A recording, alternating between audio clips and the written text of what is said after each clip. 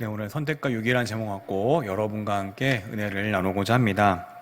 제가 이제 아까도 이제 권사님께서 교육 부서에 대해서 기도를 해주시는 것 같은데, 부서를 하면서 이렇게 느끼는 것은, 아이들도 이제 간을 보는구나, 이런 것을 많이 이제 깨달았습니다.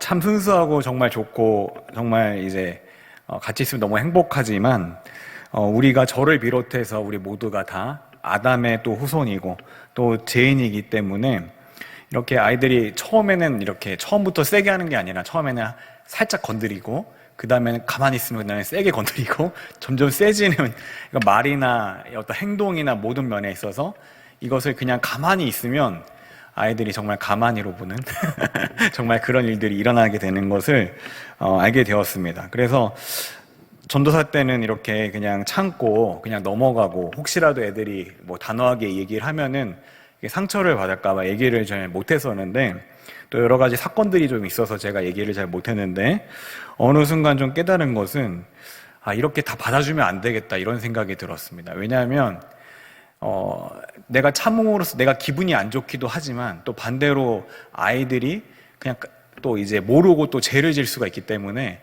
이런 것에 대해서 분명하게 잘못했다고 이야기도 해주고 또 못하게 하는 것도 되게 중요하구나 이렇게 선을 이렇게 그어주는 것도 굉장히 중요하구나 그런 것을 많이 깨달았습니다. 그 다음부터는 좀 이제 좀 심하게 하면 이제 뭐 세게는 얘기 안 하겠지만 이게 또 좋게 이렇게 얘기할 때가 있습니다. 사실 부모가 그 자녀를 사랑하게 되면 어떻습니까? 무조건적으로 그 아이가 하는 행동을 다 받아주고 다 사랑해주는 것이 아니라 잘못된 부분에 대해서는 분명하게 지적하고 어긋나는 부분에 대해서는 분명히 어긋나고 있다. 너가 지금 거짓말하는 게 정말 올바르지 못하다고 분명하게 그 부모가 그 아이를 여전히 사랑하지만 그럼에도 불구하고 그런 이야기를 그 아이에게 단호하게 해줄 것입니다. 때로는 그렇게 말을 해도 안 들을 때는 매를 들어서라도 아이를 이렇게 혼낼 수가 있는 것입니다. 저도 어릴 때 많이 좀 부모님 말씀 안 듣고 까부다 보니까 어느 날 한번 이렇게 심하게 이렇게 종아리를 걷고 매질을 당한 적이 있는데 너무 아파서 막 울고 막 이랬는데 나중에 자다 일어나서 느낌이 이상하니까 그 부모님이 후시든으로 제 종아리를 이렇게 발라주고 있는 거예요. 그런 거 보면서 그래도 부모님이 정말 나를 사랑하시는구나 정말 그런 것을 많이 깨달았던 그런 기억이 있습니다. 근데 여러분 정말 잘못된 길임을 알려주고 사실 그것을 이제 지적하고 이런 것들이 나쁜 게 아니라 사실은 어떻게 보면 그 아이에게 더 축복된 것입니다. 그런데 그냥 그 아이가 잘못하건 잘하건 뭐 어떻게 하든지 간에 그냥 내버려 두는 것은 그 아이에게 그 아이가 있을 때는 그냥 당시에는 그 아이가 굉장히 좋을지 모르지만 사실은 그 아이에게 축복이 아니라 저주인 것입니다. 그것처럼 사실 불행한 것이 없는 것입니다. 어떻게 보면 내버려 두는 것을 심하게 표현하면은 버리는 것과도 같은 것 같습니다. 왜냐하면 결국에 그 아이에게 전혀 관심이 없다는 것이기 때문입니다. 오늘 본문에서 바울은 이렇게 이스라엘 백성이 사실 하나님께 버림받은 것이 아니라 사실은 아직 하나님의 뜻과 계획이 남아있다고 이렇게 사람들에게 알리고 있습니다. 이 사울은 사도행전 9장에서 예수님을 만난 뒤로 자신의 사명을 깨닫고 자신의 이름을 여러분들 잘 알다시피 사울에서 바울로 바꾸어서 이렇게 활동을 했습니다. 그러나 더 정확히 말하면 이름을 아예 바꾼 게 아니라 그 당시에는 이제 어떤 사람들 같은 경우는 뭐 헬라식 이름, 유대식 이름 이렇게 이름이 자기가 한 명이라도 여러 가지가 있기 때문에 그 전까지는 이제 사울이 유대식 이름을 많이 썼다면 이제 예수님을 만난 다음으로 자신의 소명과 사명인 이방인과 임금에게 증언해야 할 것을 깨닫고 이제 그렇게 헬라식 이름인 바로 바울이라는 이름을 많이 쓰게 된 것을 우리가 기억해야 될 것입니다. 그렇게 바울은 이렇게 이방 세계를 돌면서 전 세계를 돌면서 이 복음을 전하고 그리고 그때마다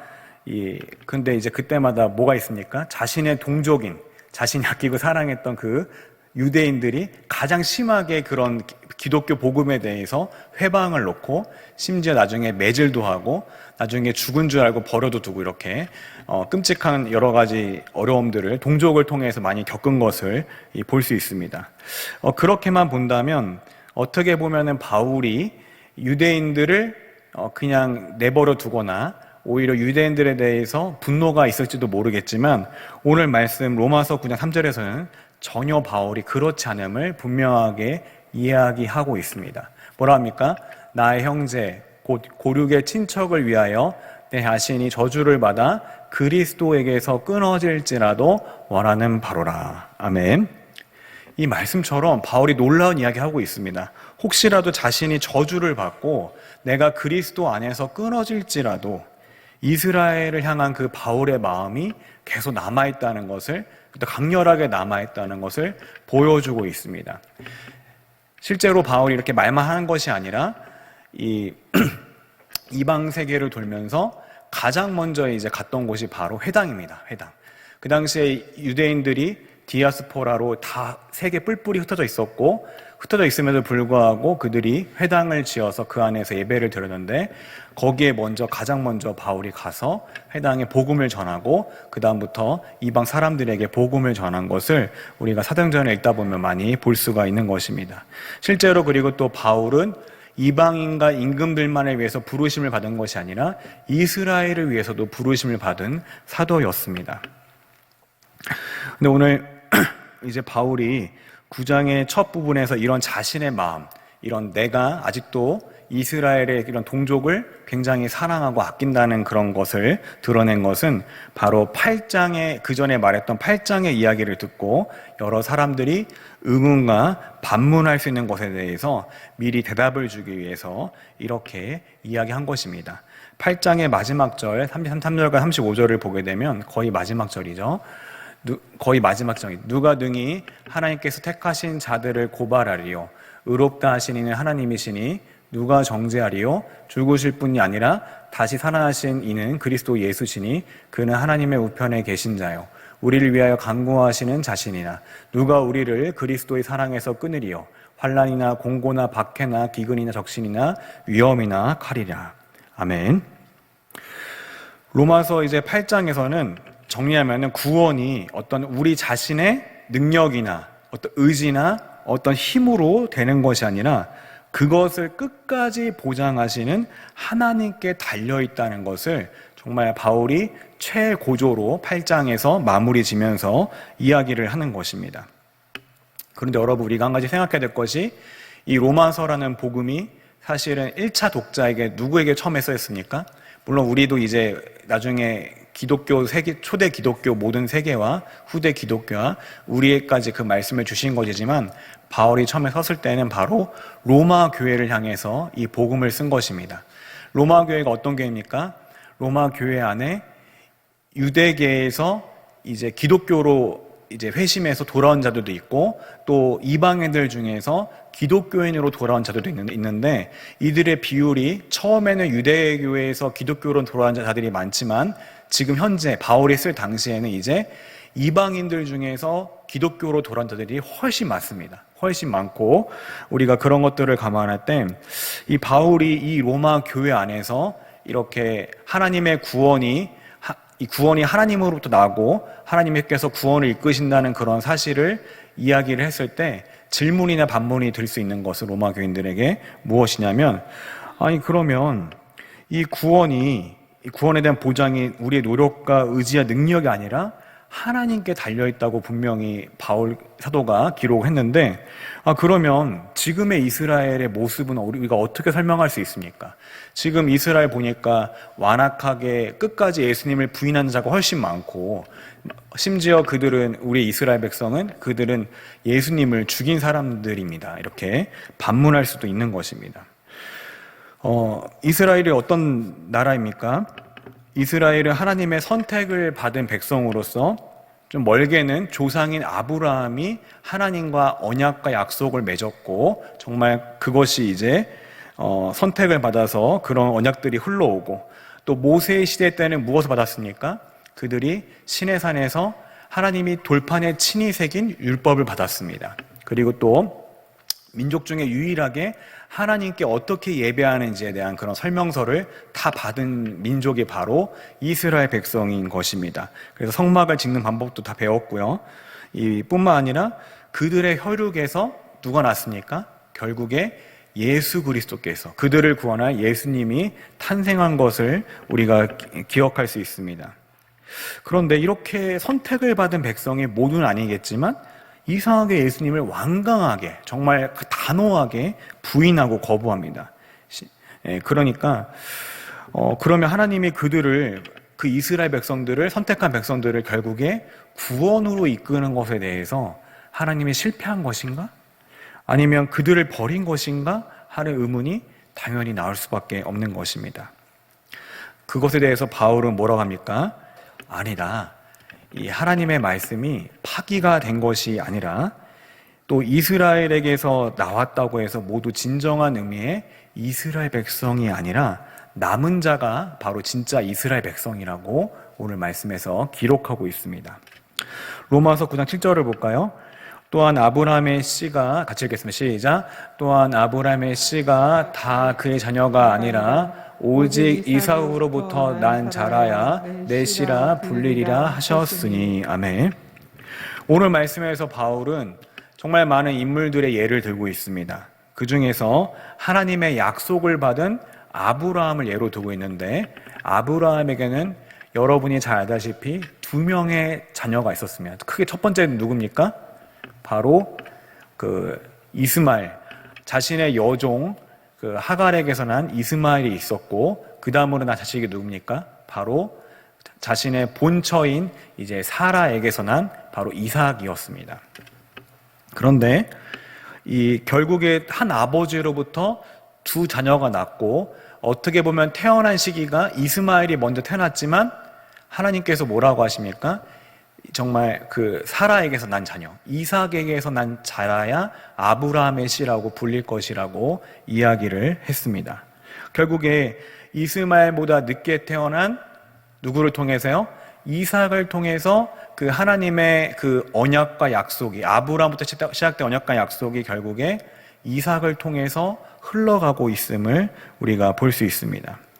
왜냐하면 아브라함의 씨가 다 그 자녀가 아니라 오직 이삭에게서 난 자가 자라야 그의 씨로 불리기 때문에 그렇습니다. 로마서 9장 10절과 13절은 그뿐 아니라, 제가 읽어드리겠습니다. 그뿐 아니라 또한 리브가가 우리 조상 이삭 한 사람으로 말미암아 임신하였는데, 13절 기록된 바 내가 야곱은 사랑하고 에서는 미워하였다 하신 것 같으니라. 아멘. 다음으로 또 하나의 예를 들고 있습니다. 그 다음은 누굽니까? 바로 이삭의 가정입니다. 이삭의 가정 어떻습니까? 이삭은 누구랑 결혼합니까? 리브가랑 이제 결혼해서 그 리브가가 임신했는데 이 쌍둥이를 가졌습니다. 쌍둥이를 가졌고, 근데 이상한 거는 그 안에서 이 2 형제가, 자녀가 극심하게 격렬하게 싸우는 겁니다. 그래서 이것을 갖고 고민하다가 여호와께 물어보니까 여호와께서 뭐라 하십니까? 2 민족이 너의 복중에 있구나, 이렇게 이야기하시면서 결국에 큰 자가 어린 자를 섬기리라, 이렇게 말씀을 하십니다. 결국 순리대로면, 원래의 그 순리대로면 원래 첫 번째 태어나는 자가 장자가 되고 또 그런 여러 가지 축복들을 받고 또 재산의 대부분을 물려받고 하는 것이 원칙이고, 또 하나님의 그런 축복의 약속들이 흘러가는 것이 당연한 원칙인데, 결국에 첫째인 에서가 아니라 누굽니까? 둘째인 야곱이 그런 하나님의 축복의 자녀가 되었습니다. 그런데 여기서 중요한 것은요, 야곱과 에서가 태어나서 무슨 악한 행동을 하거나 착한 행동을 해서 이렇게 하나님이 이렇게 택하신 것이 아닙니다. 또 어떤 사람들은 이것에 대해서 아니다, 이 하나님께서 이 복중에 있을 때, 야곱과 에서가 복중에 있을 때 이들이 나중에 미래에 어떻게 행동할지를 미리 아셨기 때문에 그렇게 하나님이 택한 거다라고 말하는 사람도 있는데요, 그런 질문에 대해서 강력하게 바울은 부정하고 있습니다. 9장 11절 같이 읽겠습니다. 시작. 그 자식들이 아직 나지도 아니하고 무슨 선이나 악을 행하지 아니한 때에 택하심을 따라 되는 하나님의 뜻이 행위로 말미암지 않고 오직 부르시는 이로 말미암아 서게 하려 하사. 아멘. 이 문장에서는요, 분명히 뭐라 합니까? 하나님의 택하심이 뭐에 있지 않다? 야곱과에서의 행동에 있지 않다고 단호하게 이야기하고 있습니다. 오히려 이런 하나님의 택하심은 결국에 하나님 부르시는 결국에 하나님의 주권과 뜻에 있음을 강조하고 있는 것입니다. 바울은 야곱과에서 그리고 이삭의 예를 통해서 이야기하듯이 로마서 전체를 통해서 이야기를 하고 있는데 뭐라고 하냐면 바로 사람들이 결국에 하나님을 믿지 못하는 것은 결국에 그들이 어떤 행위 때문에 어떤 악한 행동을 해서가 아니라 그들이 바로 하나님으로부터 선택을 받지 못했기 때문에 그들이 하나님을 믿지 못한다고 이야기하고 있는 것입니다. 그러면 이런 말씀에 대해서 여러 가지 우리가 질문들이 나올 수 있습니다.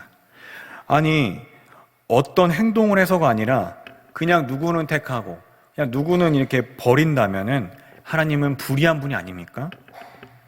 이렇게 질문할 수가 있는 것입니다. 그러나 이런 질문에 대해서 바울은 또 단호하게 하나님께 불의가 있느냐? 그럴 수 없다. 이렇게 이야기를 못 박듯이 딱 말하고 있습니다. 왜 그러면 이런 하나님의 구원받을 자에 대한 선택이 사실 불의한 것이 아닐까요? 어떻게 선택해서 선택한 자만 어떤 행동이 아니라 그냥 선택을 해서 선택한 사람만 긍휼히 여기고 또 불쌍히 여기고 이렇게 하나님께서 긍휼을 베푸시고 자비를 베풀고 오히려 구원을 못 받는 그런 사람들의 입장에서는 그런 것들이 너무나 억울하지 않을까 이런 생각을 우리가 인간적으로 할 수 있고 또 왜 하나님은 이렇게 이런 것에 대해서 이렇게 불의할까라고 당연히 질문이 나올 수밖에 없는 것입니다. 자, 이렇게 하나님이 왜 불의하지 않을까에 대한 지금 첫 번째 성경적인 대답은 바로 하나님이 긍휼을 베푸시는 것은 그것이 의무나 어떤 권리가 아닌 것입니다. 그것은 바로 하나님의 선물인 것입니다. 하나님의 긍휼은 하나님께서 주시는 뭐예요? 대가 없는 선물인 것입니다. 우리 도심 빈민가에 예를 들어서 학생 20명을 택해서 이들에게 그냥 무작위로 20명을 택해서 학비를 지원하려는 그런 부자가 있다고 한번 가정을 해봅시다. 근데 사실 그 20명 말고도 정말 많은 그 빈민가에는 많은 비슷한 경제 환경과 비슷한 정말 어려움이 있는 아이들이 굉장히 많을 것입니다. 그런데 그 중에서 이 부자가 딱 20명만 골라서 그들을 평생 학비를 지원했다고 했을 때 그럼 과연 그 부자에 대해서 다른 사람들이 너는 왜 다른 사람을 돕지 못했어? 너는 왜 다른 사람을 이렇게 더 많은 사람을 이렇게 도와주지 못했어라고 말할 사람이 아마 한 사람도 없을 것입니다. 왜냐하면 그 20명을 도와야 되는 것이 부자의 의무나 어떤 당연히 해야 될 일이 아니기 때문에 그렇습니다. 우리도 마찬가지입니다. 원래 우리 모두가 사실은 아담의 후손이고 또 멸망의 길이 확정된 그런 죄인이었습니다. 그런데 그 중에서 하나님이 선택한 사람을 자신의 백성으로 삼아 구원을 삼겠다고 말씀을 하셔도 우리가 하나님께 그것에 대해서 할 질문은 왜 저기 있는 저 사람은 왜 구원하지 않았습니까? 하나님, 왜 저 사람은 왜 놔두십니까? 라고 질문할 수 있는 것이 아닙니다. 사실 우리가 그런 질문조차 할 자격이 없는 사람들인 것입니다. 반대로 우리가 하나님께 해야 될 질문을 하나님, 도대체 왜 나 같은 사람, 나같이 부족하고 악하고 정말 나같이 정말 쓸모없는 그런 사람을 택해서 자신의 자녀로 삼으시고 왜 나를 사랑하셔서 긍휼히 여기시고 내가 부족하고 연약하더라도 나를 향해서 계속해서 참으시고 왜 정말 심판을 피해 구원을 받게 이렇게 하십니까? 라고 오히려 우리가 질문을 해야 되는 것입니다. 하나님의 선택이 또 불의하다고 하는 것에 대한 두 번째 답변으로는 바로 하나님은 구원할 자를 선택해서 적극적으로 돌아오게 하시고 반대로 실패한 자는 그들을 그냥 내버려 두시는 것뿐입니다. 뭐라고요? 그냥 내버려 두신다. 출애굽기 10장 21절에 보게 되면 그들을 그들 보내기를 기뻐하지 아니하고. 아멘. 이 말씀이 있습니다. 이 말씀이 어떤 말씀입니까?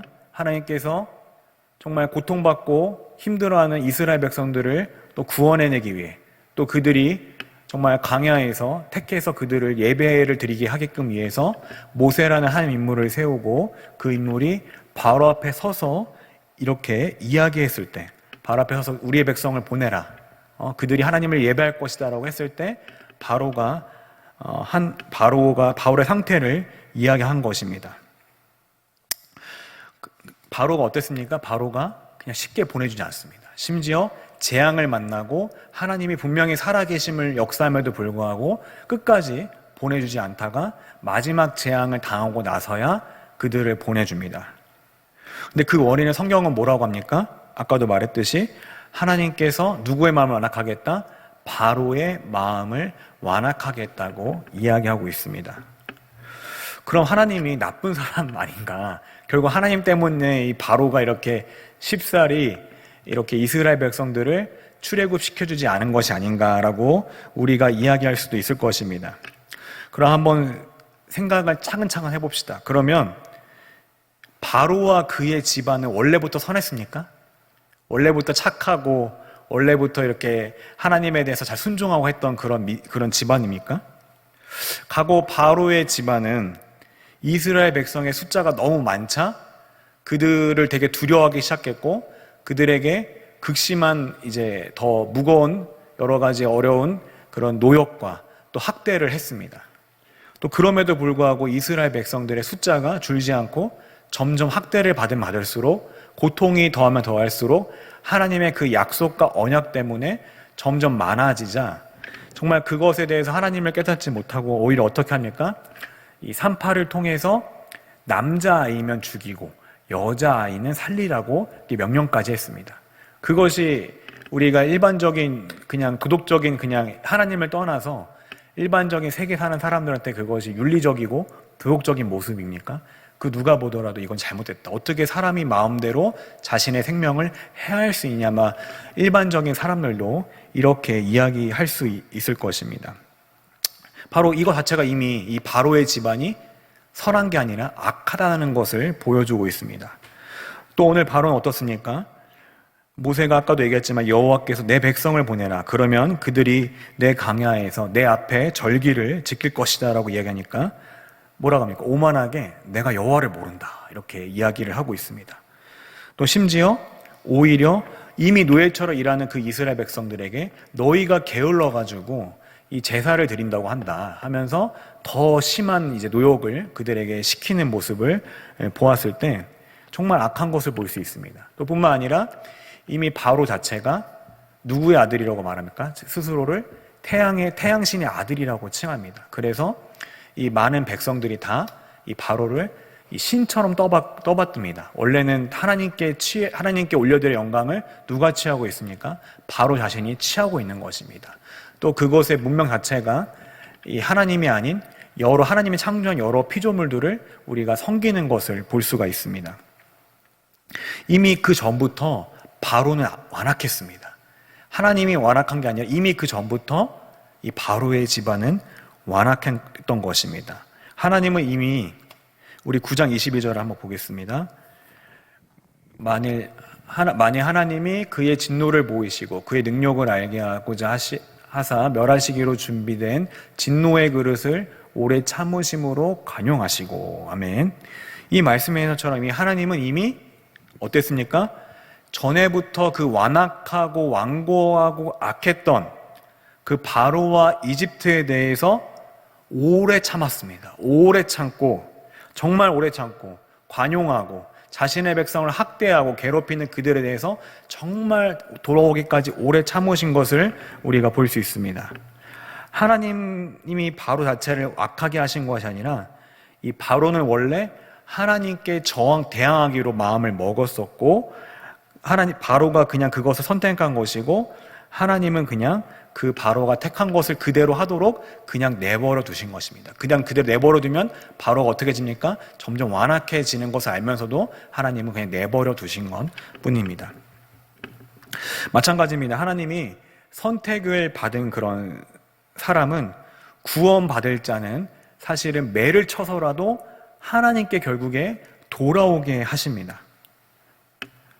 어떤 분이 막 사업이 안 되니까 하나님 원망하면서 하나님 저주할 거라고 이제 예배 안 나올 거라 그랬는데, 이제 어떤 분이 이제 간증하기를 3일 만에 발목을 심하게 갑자기 거의 막 부러지듯이 삐어가지고 병원에 입원하고 이래서 내가 다시 하나님 믿겠다고 이렇게 고백한 것을 제가 들었는데, 꼭 그것이 뭐 맞는지는 모르겠지만 하여튼 이렇게 하나님이 구원받을 자는 사실은요 그냥 절대로 내버려 두지 않습니다. 하나님이 자신을 계속 증거하시고 그들에게 깨우쳐 주시고, 좀 잘못된 길로 가면은 야 그거 아니야, 이쪽으로 와야 돼. 야 아이고 안 돼, 막 때리기도 하고 약간 이렇게 하시는 것입니다. 그런데 선택받지 못한 자는 그냥 내버려 둡니다. 그냥 너 하고 싶은 대로 해. 그래, 네가 하고 싶은 거 하고 네가 원하는 거 마음껏 해. 이렇게 그냥 내버려 두시는 것입니다. 아까도 이야기했지만 어린 자녀가 원하는 거, 하고 싶은 게 있다고 해서 그걸 그대로 다 해주면 어떻게 됩니까? 하고 싶은 대로 그냥 내버려 두면 어떻게 됩니까? 결국에 그 아이가 점점 바르게 성장하고 바른 사람이 되는 게 아니라 점점 고집이 세지고 완악해지고 내가 하자는 대로 무조건 해야 되는 그런 것으로 이 아이가 알고 평생을 살 수도 있는 것입니다. 마찬가지로 이 내버려 두는 것은 굉장히 어떻게 보면 큰 사람에게 형벌입니다. 이 내버려 두면 사람은 어떻게 됩니까? 점점 더 완고해지고 완악해지는 것입니다.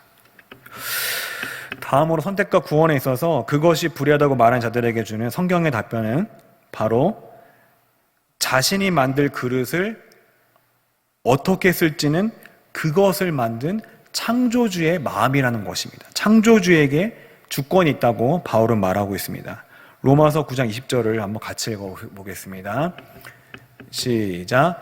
이 사람아 내가 누구이기에 감히 하나님께 반문하느냐. 지음을 받은 물건이 지은 자에게 어찌 나를 이같이 만들었느냐 말하겠느냐. 아멘.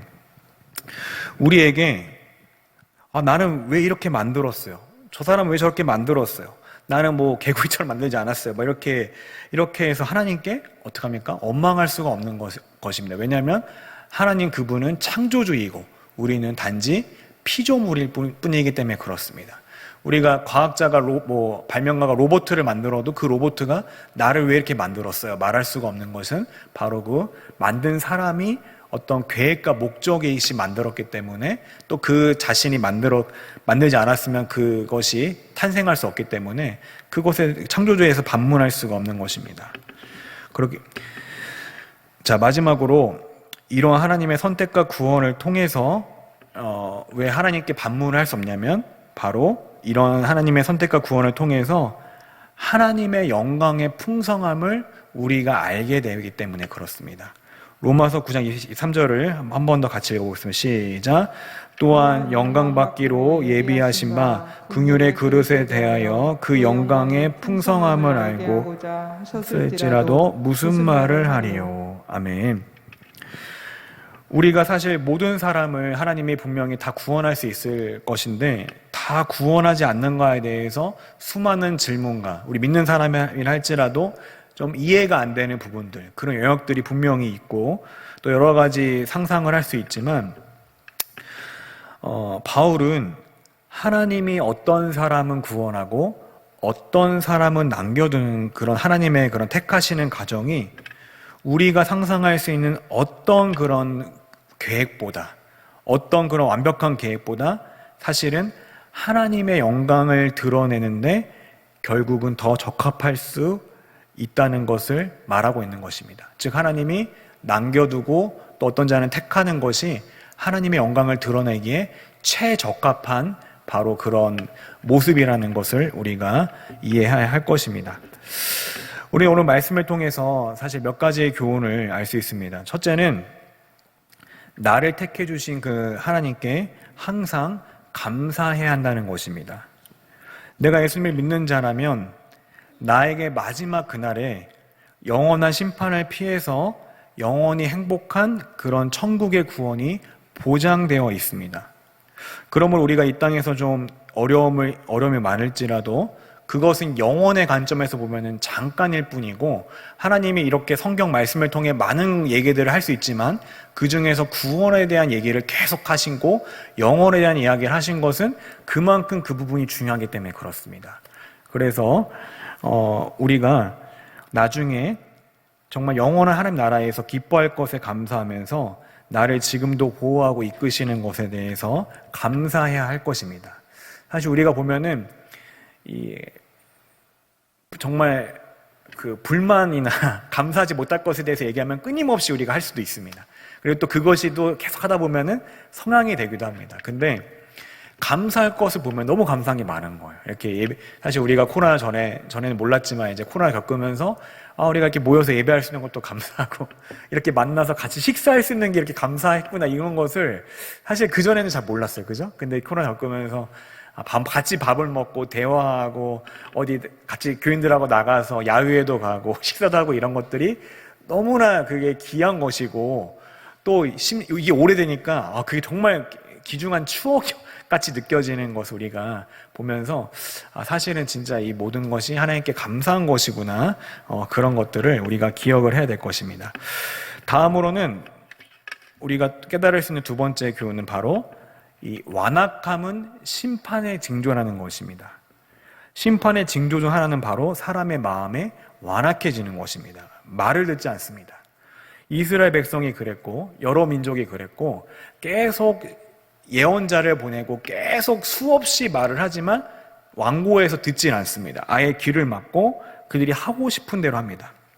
하나님은 그럼에도 불구하고 어떻습니까? 그들에 향해서 오래 참으시고 간영하십니다.